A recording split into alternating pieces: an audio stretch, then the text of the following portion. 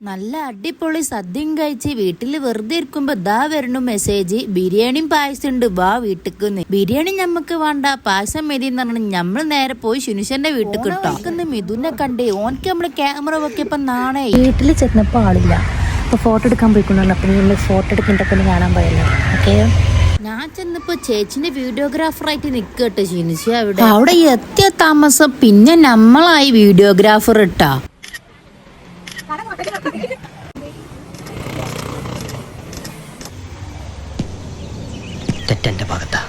അതെ ഗൈസ്, തെറ്റെന്റെ ഭാഗത്ത്. ഒരു ഗ്ലാസ് പായസത്തിൽ ഇങ്ങനെ മണ്ടി വരണ്ടില്ലേനു, ഒക്കെ ആലോചിച്ചിട്ട് വന്നാ മതിയായിരുന്നു. ചേച്ചിയുടെ നാടകം കഴിഞ്ഞതിന്റെ ശേഷം ശിനുഷന്റെ നാടകമായിരുന്നു കേട്ടോ, അതും ഫോട്ടോഷൂട്ടിന്. ചേച്ചിനെ വെല്ലുന്ന തരത്തിലായിരുന്നു ഓരോ. ഞാനാണ് കൊങ്ങിയത്, ഫോട്ടോ എടുത്ത് ഞാനാണ് കൊങ്ങിയത്. ചീർപ്പിട്ടേക്കണില്ല വരവ്.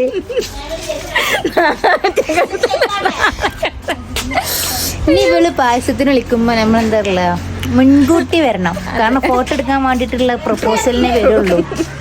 കറക്റ്റ് സമയത്താ വന്ന് പെട്ടും ചെയ്തിട്ടുണ്ടേ.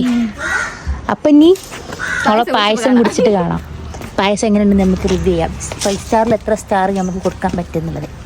എന്തായാലും ഞാൻ ഉണ്ടാക്കി എത്ര പോരാ, അത് കുടിക്കുന്നതിന് മുമ്പേ പറയും. പായസം സെറ്റ് പായസം കേട്ടോ, സെമി പായസം.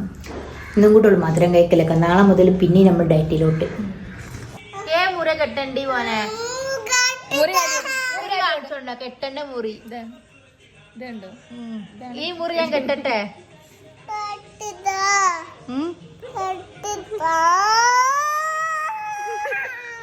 ഒന്ന് കെട്ടി കൊടുക്ക് ശിൻഷേ.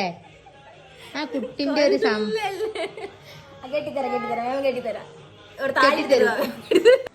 ഫൈനലി കെട്ടിക്കൊടുത്തു.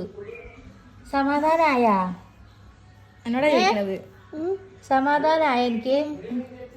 ഈ കെട്ട് കഴിച്ചേക്കില്ല, നാളെ വന്ന് നോക്കൂ. ഞാൻ നാളെ വന്ന് നോക്കൂട്ടാ.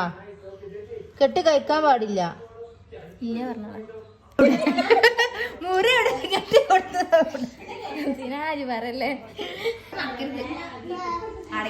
ഇത് സന്തോഷായ എനിക്ക്. ഇതൊക്കെ ഹാപ്പി ഹാപ്പി ഹാപ്പി.